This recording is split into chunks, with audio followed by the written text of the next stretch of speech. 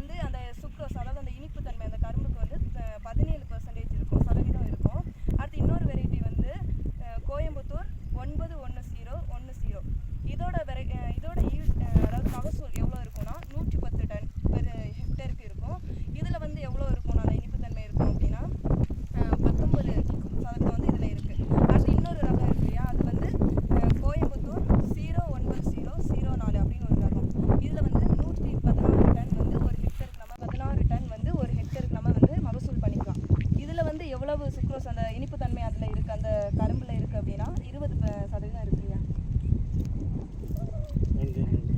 Mother Teresa கல்லூரி மாணவியல் வந்தவங்க எல்லாருக்கும் வணக்கம். இங்கே வந்து எல்லாம் கரும்பு சாகுபடியை பற்றி மாணவியல் பேசி